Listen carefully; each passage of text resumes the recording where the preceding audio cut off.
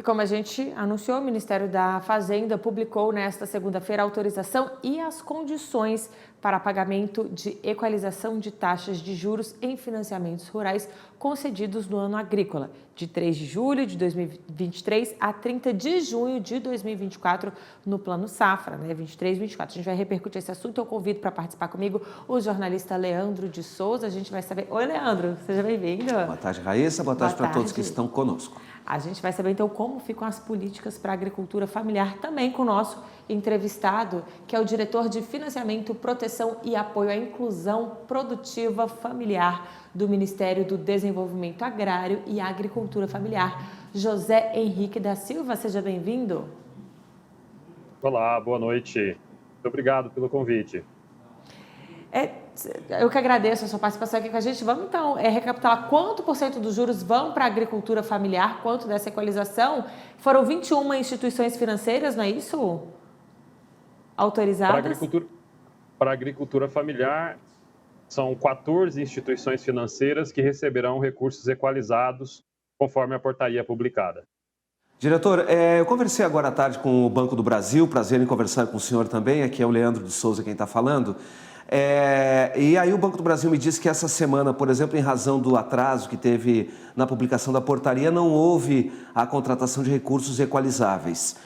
Em razão desse procedimento, o banco, na verdade, estava esperando aí a publicação dessas regras. Eu lhe pergunto, de alguma maneira, esse atraso pode comprometer a liberação dos recursos ou mesmo o acesso dos produtores, principalmente aqueles do norte e do nordeste do Brasil, que a gente sabe que estão entre as prioridades do Ministério hoje para ter também acesso aos recursos?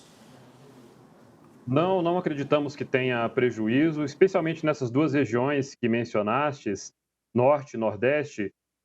As operações no âmbito do Pronaf, em sua maioria, são realizadas com funding proveniente dos fundos constitucionais, respectivamente, nesse caso, Nordeste FNE e Norte FNO. Então, recurso dos fundos, já desde o dia 3 de julho, né, que foi o primeiro dia útil do mês de julho, o Plano Safra se inicia oficialmente em julho, né? Então, desde o dia 3 de julho, operações com recursos dos fundos constitucionais já têm sido realizadas. As operações que ainda não poderiam ser realizadas são aquelas com recursos equalizados. Lembrando que os fundos constitucionais constituem um tipo de funding que não recebe equalização. Então, as que dependiam de recursos equalizados, e aí muito concentrado na região sul-sudeste, né, e também o centro-oeste, que opera bastante com recursos equalizados, podem fazer, já estarão normalmente sendo efetuadas a partir de hoje, né, que é quando a portaria de equalização foi publicada no Diário Oficial da União. Então, nós temos as fontes de recursos equalizadas e as fontes de recursos não equalizadas. Regiões dos fundos constitucionais são... o Fundo Constitucional é uma fonte não equalizada e já estava autorizada a operar desde o início do Plano Safra, em 3 de julho.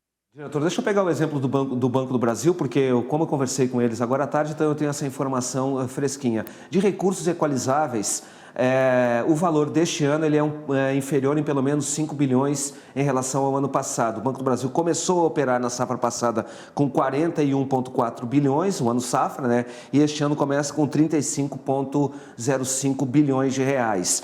Claro que depois houve um aporte no ano passado, chegando a 53,6 bilhões de reais. Esse é o início do processo.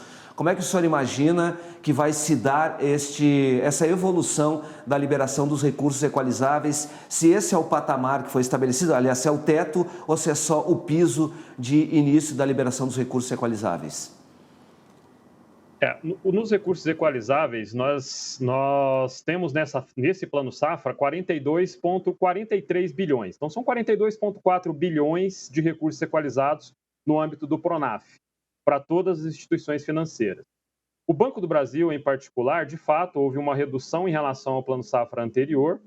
Quando a gente pega o início do Plano Safra, compara o início do Plano Safra anterior com o início desse Plano Safra, os valores são praticamente iguais, né? Com um acréscimo, inclusive, um pouquinho nesse Plano Safra. Só que ao longo do Plano Safra anterior, aconteceram os remanejamentos, que ocorrem mesmo, né? São 14 instituições financeiras, e aquelas instituições financeiras que, na disputa pelo recurso, com base naquele ofício que abriu a convocação para as instituições financeiras que tinham interesse em ter recursos equalizados, alguns bancos recebem mais, outros menos, em função do seu custo final. O Tesouro prioriza naturalmente aquele que tem menor custo, né? No caso do Banco do Brasil, ao longo do Plano Safra anterior, ele foi mais beneficiado com os remanejamentos. É possível que isso aconteça também nesse Plano Safra? É possível, a gente não sabe dizer no início do Plano Safra, né? Porque temos todo o Plano Safra pela frente. O fato é que nós tivemos um aumento significativo para a agricultura familiar dos recursos da exigibilidade dos depósitos à vista. No Plano Safra passado, tínhamos a perspectiva de aplicar 12,1 bilhões. E nesse Plano Safra, esse valor passou para 21 bilhões. Porque houve um aumento da exigibilidade para 30% e da subexigibilidade do Pronaf também para 30%. Isso torna possível um recurso importante para o Plano Safra da Agricultura Familiar, que não tem custo direto ao Tesouro, que é o recurso da exigibilidade, e que os bancos, inclusive o Banco do Brasil, vai poder acessar. Isso para as operações de custeio, né? Então, a gente acredita que o Plano Safra, com as disponibilidades que conseguimos, né, chegamos ao número de 71,6 bilhões de reais anunciado para a agricultura familiar, ou seja, serão 71,6 bilhões de recursos exclusivos para o Pronaf, dos quais, né, nós temos esses 42,4 bilhões equalizados. Nós acreditamos que essa composição de recursos equalizados e não equalizados serão suficientes para atender de forma bastante significativa a agricultura familiar no Plano Safra 23 e 24. Vai depender também, obviamente, da demanda, né? A gente tem a expectativa que com esse crescimento, em torno de 30%, a gente conseguiu um bom crescimento, mas vamos ver como é que vai ser a demanda ao longo do Plano Safra, né? Começamos o Plano Safra com uma expectativa muito boa, sendo o maior Plano Safra da agricultura familiar, com recursos disponíveis a contento, né, para atender bem a nossa agricultura familiar. Muito bom o que o senhor falou, diretor, porque a gente sempre pega o Banco do Brasil como exemplo, porque ele é o principal repassador do recurso, né, principalmente no que diz respeito ao recurso do Pronaf. Então, ele sempre é um bom parâmetro, já que o senhor está dizendo aí que nós vamos ter a manutenção e até mesmo um acréscimo do volume de recursos. Isso deixa, com certeza, o produtor rural mais tranquilo, né, Raíssa? Ainda nesse âmbito do Pronaf, diretor, a gente sabe que a maioria dos pequenos produtores, agricultores familiares, estão lá na região Nordeste. Como fica a divisão desses recursos, né? Já que a maior demanda é na região Sul, Norte e Nordeste, né? Essa é uma ótima pergunta, né? É um dos desafios do Plano Safra da Agricultura Familiar, né? Tentar equilibrar um pouco essa distribuição do volume de recursos nas regiões. Nós temos um país continental, né? E as agriculturas familiares são distintas, né? No sul e na região nordeste. Nós temos condições edafoclimáticas distintas nessas regiões, nós temos níveis de organizações dos agricultores também distintas. Mas é um desafio que está lançado, está à nossa frente, né?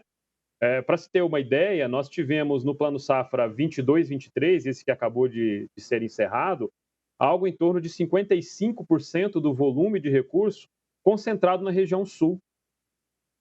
Perceba, nós temos ali os agricultores familiares mais estruturados, ainda assim temos uma concentração muito grande dos recursos, né, do volume de recursos.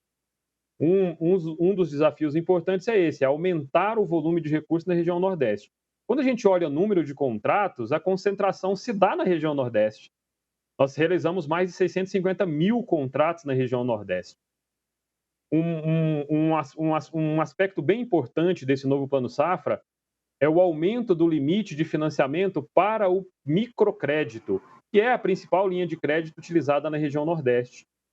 Para vocês terem ideia, nós passamos esse limite de 6 mil para 10 mil para o público, e quando é uma mulher a tomar o financiamento, ele passou de 6 para 12 mil. Dobramos o limite de financiamento no caso do microcrédito para as mulheres. Então, isso por si só já vai ser um grande passo na direção de ampliarmos o volume de recursos do Pronaf a ser operacionalizado na região Nordeste e Norte. Diretor, rapidinho, o nosso tempo aqui está esgotando, a Raíssa já me avisou aqui que a gente está encaminhando para o final, mas eu não posso deixar de perguntar para o senhor, este grande plano que foi elaborado para atrair as indústrias fornecedoras de equipamentos agrícolas e também as universidades para discutir, para elaborar equipamentos que sejam adaptados e adaptáveis Dentro da agricultura familiar, a gente sabe que a sucessão rural ela é um problema e é preciso atrair, principalmente os mais jovens, a trabalharem. E a lida no campo do pequeno produtor, muitas vezes manualmente, com os equipamentos que tem, se torna muito duro esse processo. Eu lhe pergunto, como está esse avanço? Já chegaram a conversar com a indústria, com as universidades? Como é que os senhores estão trabalhando essa coisa dentro da expectativa do Plano Safra, que a gente sabe que tem inclusive uma linha específica de financiamento aí para o pequeno produtor em relação a essa questão? Excelente pergunta para finalizar o nosso pouco tempo aí. Temos muito para conversar, né? Podemos fazer isso depois com mais tempo, mas uma excelente pergunta para fechar. O presidente Lula assinou um decreto, né? Reinstalando, né? Recriando o programa Mais Alimentos, nos moldes, né, do que aconteceu lá no passado, para estímulo para os agricultores familiares adquirirem máquinas e equipamentos adaptados à agricultura familiar. Os dados do censo mostram que houve um pequeno aumento de 2006 para 2017 no número de máquinas que a agricultura familiar utiliza, mas ainda assim, o censo de 2017 revelou que quase 80% da nossa agricultura familiar não tem um bom nível de desenvolvimento mecanizado, tecnológico, com máquinas e equipamentos. Então, essa é um outro desafio importante desse governo.